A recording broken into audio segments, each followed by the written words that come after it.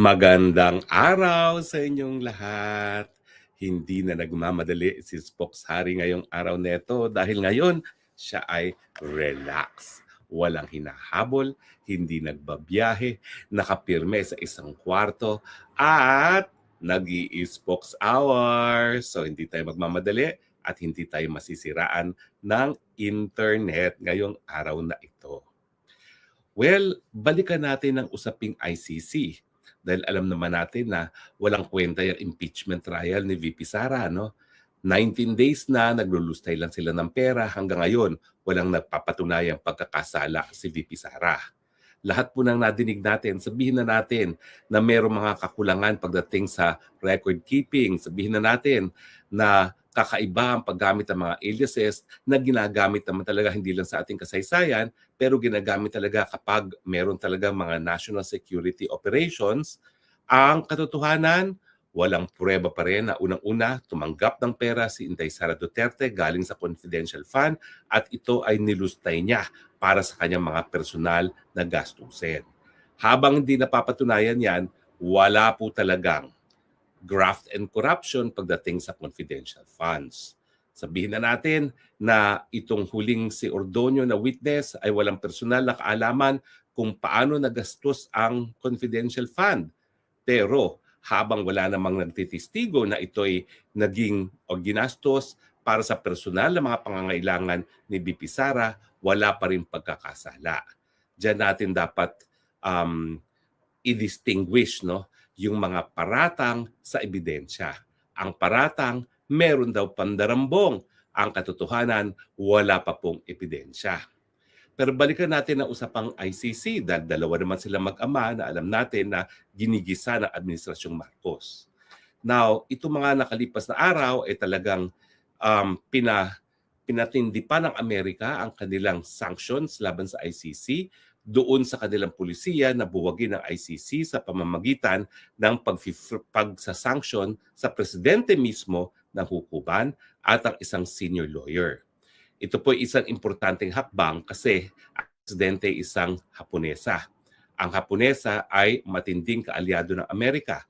Kung maalala nyo, matapos ang pangalawang pandaigdigang digmaan, talagang hindi pinayagan na magkaroon muli ng hukbong sandatahan ng Japan dahil natatakot nga ang mga karatig bansa niya na kapag naging malakas na naman ang bansang Japan, baka lusubin na naman ang mga karatig bansa.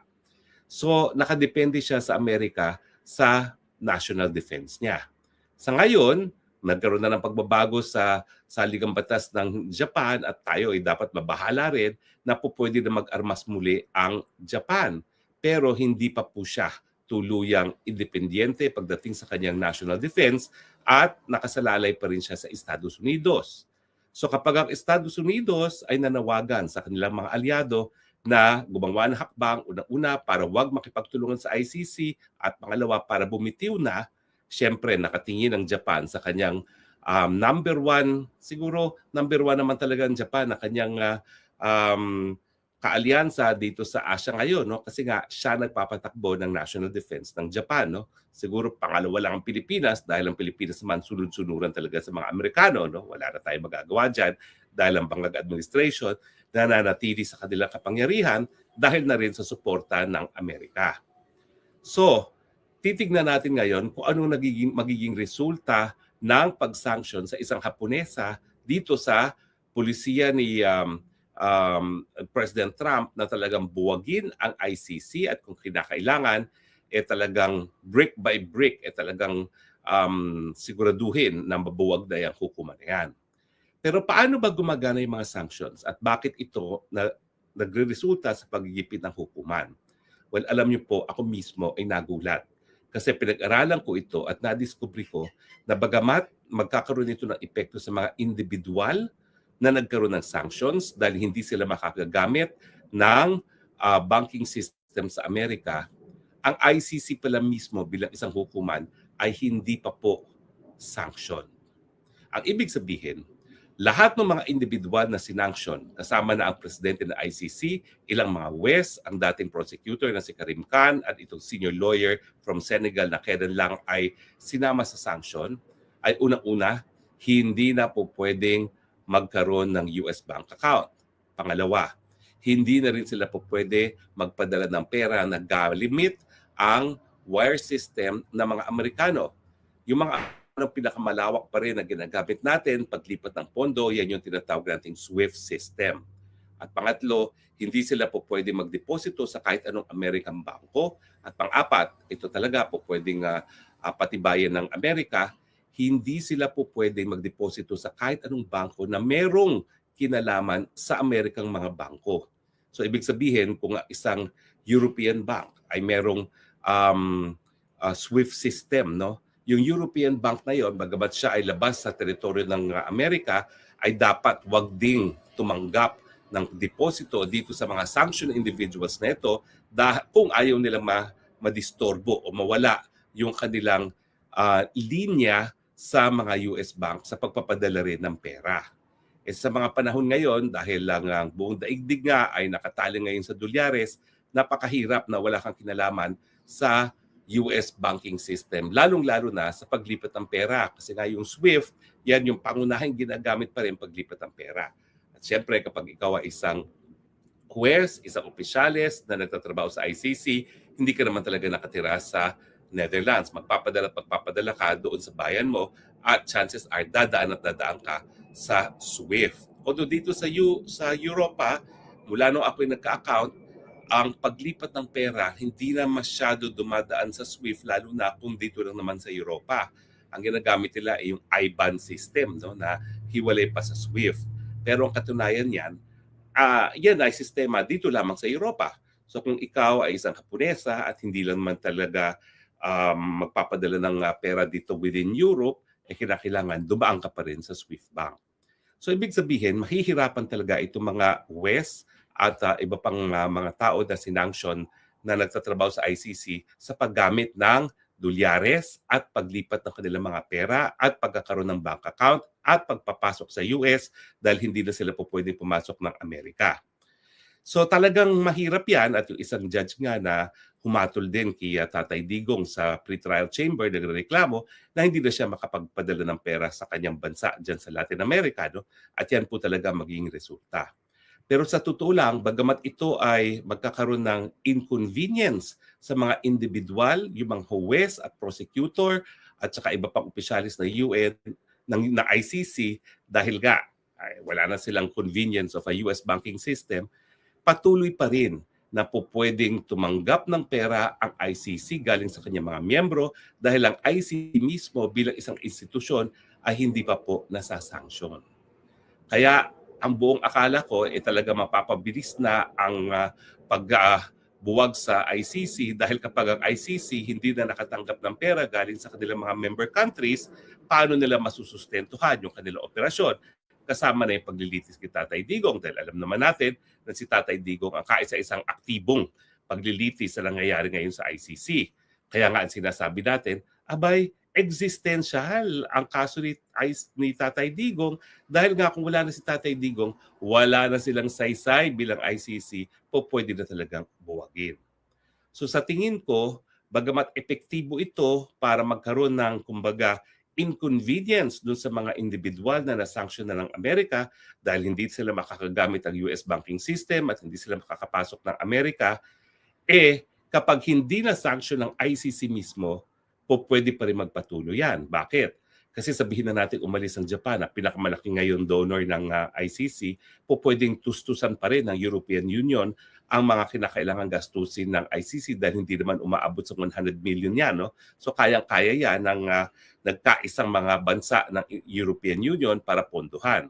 Ang aking pananaw dyan, ang matitira na lang talaga mga miyembro ng ICC ay mga European Union countries. Kasi ang mga Aprikano, gaya ng sinasabi ko sa inyo, ay talaga namang scheduled na silang bumitin dyan. Whether or not nanawagan ng Amerika, talagang ang tingin nila pinupuruhan ang mga Aprikano dyan sa ICC, kaya bibitiw na sila. Yung mga bansang Latin America, kalahati naman dyan, o mahigit pa kalahati, ay kaalyado rin ng Amerika, at wala rin silang nahihita dyan. In fact, yung bansang Venezuela ay nagsabi na rin na bibitiw sila, no? Ang Venezuela ay bansa na ang presidente ay dinukot ng Amerika at ngayon, yung Secretary of Foreign Affairs ng Amerika, yung Secretary of State, ang siyang parang Governor General na nagpapatakbo ng Venezuela. So inaasahan na natin talaga na bibitiw ang Venezuela. Ang Venezuela nga pala, bago nila kinidnap yung kanilang presidente, si Maduro sa Amerika, ay isang anti-American country. No? Pero ngayon, dahil ang mga Amerikano ang calling the shots, pati yung kung paano pinagkakakitaan ng Venezuela ang kanilang oil at pinakamalaki ang oil reserves ng Venezuela sa buong daigdig ay dinidiktahan ngayon ng mga Amerikano. So asahan natin na yung mga aliado ng Amerika sa Latin America ay baka tumugon din doon sa pagbitiw sa ICC. Pero gaya na aking sinabi, kung talagang seryoso ito Trump administration na mabuwag ang ICC, ang kinakailangang isanction nila ay yung bank accounts mismo ng ICC. Nang so tuluyan ng masarado yan, kasi pag nasanction ng Amerika ang bank account mismo ng ICC, ang ICC mismo, hindi na, wala nang pagdadaanan ng pera galing mismo sa mga kontribusyon ng mga bansa para panweldo at pagtustos sa lahat ng gastos ng hukuman. So magkakaroon talaga ng paralysis, mapaparalyze ang hukuman dahil wala silang pondo para magpatuloy ng kanilang operasyon. Pero habang hindi ginagawa yan ng Amerika na yung ICC mismo ang isa-sanction nila bilang isang hukuman, pwede pa rin lumaban ng ICC, pwede pa rin tustusan ng gastos ng EU at matitigil na nga lang yan kung mawawala na sila ng pamamaraan para tumanggap ng mga deposito galing sa kanilang mga miyembro. So ako, seryoso naman ata itong si Trump na talagang buwagin ng ICC. Sa kasaysayan kasi, ang ICC, pangalawang hukuman na binuo para nga magkaroon ng remedyo yung mga biktima ng pinakamarahas na krimen laban sa pandaigdigang batas. No? Pero yung una, hindi nga nag-take off dahil tinutulong ng Amerika. Dahil sa Amerika talaga, stricto sila doon sa konsepto ng soberenya. Ang pagiging soberenya, kasama dyan yung jurisdiction na maglitis ng lahat ng kaso na nangyari sa kanyang teritoryo. At kapag hinayaan mong dayuhan, yan ay paglabag sa soberenya. At sa mulat-mula, yan ang objection ng Amerika ay walang safeguard na itong prosecutor na napakakapangyarihan na pwede siyang kasuhan ng mga nakaupong presidente at pwede ipa-aresto ang mga nakaupong presidente, walang safeguard na hindi niya abusuhin ng kanyang kapangyarihan. At ito na nga nangyari. Sa kaso ni Tatay Digong, miski hindi na tayo miyembro at wala na jurisdiction ng ICC, nagpupumilit pa rin na mag-exercise ng jurisdiction dahil nga kinakailangan nila ng kaso. Kinakailangan nilang maging relevant dahil wala na talaga silang saysay sa daigdig na ito. Well, ako po, masakit din sa aking kalooban na nakikita ng Amerika ay ginagawa ang lahat para buwagin ng ICC. Dahil ako po, isa ako sa naniniwala na kinakailangan natin na kapag walang gumaganang hukuman, meron pa rin mapupuntahan para sa katarungan ng ang biktima ng mga pinakakarumad-dumal na krimen sa buong daigdig. Pero kasalanan din ng ICC kung bakit gusto siya talaga buwagin ng Amerika. Dahil yung pinaka-worst fear ng Amerika na magpupumilit ang ICC at ang prosecutor na litisin ang mga bansa na hindi man lang nagbigay ng kanilang consent na maging miyembro at bigyan ng jurisdiction ng ICC, magpupumilit pa rin ang hukuman na litisin ang mga tao at mga krimen na nangyari sa bansang ganyan na talaga namang sadyang labag sa soberenya ng kahit sinong bansa. Gaya ng sinasabi natin na labag yan sa soberenya ng Pilipinas dahil lang dapat lahat ng krimen na nangyari sa ating teritoryo ay dapat sa Pilipinas na malitis sa harap ng mga Pilipinong hukom at siyempre gamit ang mga Pilipinong mga prosecutor o piskal. So anyway, sana naintindihan natin na bagamat umaasa tayo na itong pressure sa ICC ay makakatulong para makauwi na mas maaga si Tatay Digong, ang katotohanan, mukhang matatagalan pa itong prosesong ito. So unless ang mga Amerikano ay isanction mismo ang ICC bilang isang hukuman, sa tingin ko, pwede pang manatiling buhay ang ICC kontra sa nais mangyari ng mga Amerikano. At siguro naman, alam din nila yan. Kaya lang, ang nais nila mangyari ay mabuwag ang ICC dahil doon sa pagbibitiw ng mga individual ng mga bansa na kasapi pa ng ICC na mga kaalyado ng Amerika. Well, sabihin na lang natin na itong panawagan ng Amerika para sa kanyang mga alyado na bumitiw sa pagiging member ng ICC ay isang test kung paano talaga ka-impluwensya ang bansang Amerika sa ngayong mga panahon. Maraming salamat po at patuloy po natin pagdasal ang sa lalong mabilis sa panahon na pagpalaya kay Tatay Digong, bring him home. Wakas mga kaibigan na umalma na si VP Sara. Ang dami-dami ng pagkakataon ng prosecution ay tinatawag siyang mastermind of scam. Tapos ang mga testigo tinatawag na stupid. Tapos meron na namang mga abogadong tinatawag siyang brat. So sa kauna-unahang pagkakataon, nagsalita na si VP Sara. Dapat ang prosecution ay nakatutok sa pagpipresenta ng ebidensya, hindi sa paninira sa kanya. At syempre, kung talagang malakas ang ebidensya nila, ilabas ang ebidensya at hindi na kinakailangan ng mga drama-drama sa buhay. Pero alam naman natin, so far matapos ang 19th day, wala pa rin nakikitang pagkakasala si VP Sara. Itong huling testigo, ang sabi nga niya, bagamat siya ay Deputy Chief of Staff sa OVP at siyang gumawa ng mga report para sa COA, wala siyang personal na kaalaman kung paano nagastos ang confidential funds. Ibig sabihin, wala silang napiga dito sa testigong ito na talagang nagkaroon ng pagnanakaw si VP Sara at wala naman talaga. Hindi ko kasi maintindihan bakit sila nagpupumilit na ang mga pinakamalalapit kay VP Sara ay kinukuhang testigo. Akalain ba nila magsasabi ng masama tungkol kay VP Sara? Siyempre hindi. Nag-aaksaya lang sila ng oras. Pero dahil kinukuha nga sila ng mga testigo, ibig sabihin, wala ibang mga testigo. Kaya sila namang hostile witnesses. Pero kung talagang malakas ang ebidensya nila, dapat yung objective na testigo at hindi na yung galing sa kampo ni VP Sara. Diba? Hindi mo maintindihan. Bakit naman kukuha ka pa ng testigo na doon pa?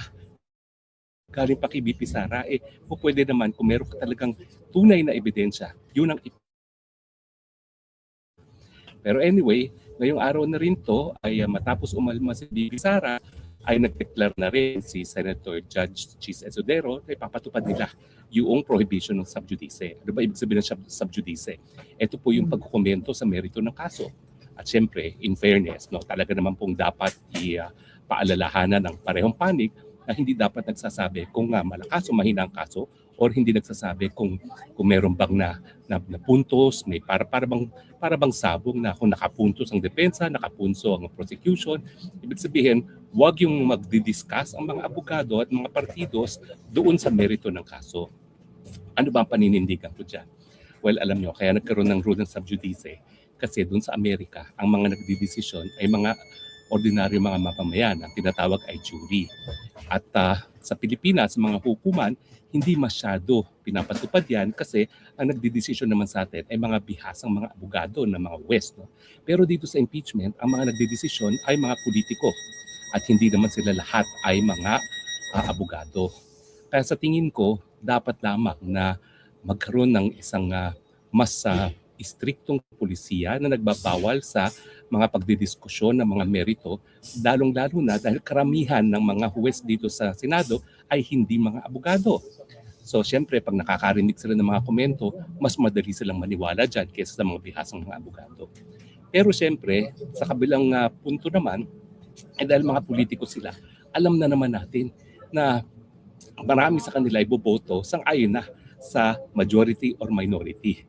Sa katunayan dyan, taga nyo sa bato, halos lahat ng 30 na yan na majority ay boboto na yan para sa conviction. At naghahanap na lang sila ng tatlo para nga makonvict itong si VP Sara dahil gustuhan man nilang ibaba sa 14, hindi nila magagawa yan dahil sa tingin ko malinaw na malinaw ang nakasaad sa ating saligang batas. Kinakailangan 16. So sa akin, parang kahit ano pang diskusyon na mangyari dyan sa merito na yan, kung ang mga politiko naman ay magdidesisyon sang-ayon sa kanilang political affiliation at political na paniniwala, kung sila ay makamalacanang o sila ay anti-Malacanang, parang meron ng resulta yan.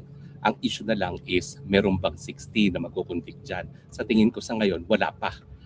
Pero nakikita naman natin, ginagawa nila ang lahat para magkaroon ng 16. Paano? Pananakot, kinukulong, mantakin nyo, kinulong muna o at least tinangkang ikulong si Bato, tapos si Jinggoy, tapos si Marcoleta, at ngayon, pati ba naman ang Loren Legarda. Alam niyo, kaya ako nagugulat kay Loren Legarda. Hindi naman DDS yan si Loren Legarda. In fact, marami nagsasabi dyan kay Loren Legarda, lahat kinakampihan. At sa katotohanan, kaya naman yan ang ng marami kasi siya ay palaging malapit sa presidente pero wala naman siyang kaaway ng presidente. Siguro pati nga si GMA na sinabi nilang nandaya sa eleksyon labang kay FPJ at pati siya nadaya nung siya tumakbo ng vice president, hindi naman niya inaaway ng tuluyan. Pero para takutin pa nila yung isang tao na hindi DDS, magpapakita talaga sila na makakuha ng 16. Kaya naman ako, hindi ako magtataka kung sa pagdating ng takdang panahon ay magkaroon sila ng 16. Hindi dahil sa nakinig sila ng komento, kundi dahil nga, eto nga po, ginagamit nila ang, at syempre, yung magkano ang kapalit, magkano ang ibibig para sa conviction. Anyway, mahina po ang aking internet, so magpapaalam na ako ha. Hanggang bukas po, Spokes Harry here. I love you, Philippines. You're the only country I love. You're the only country that I have.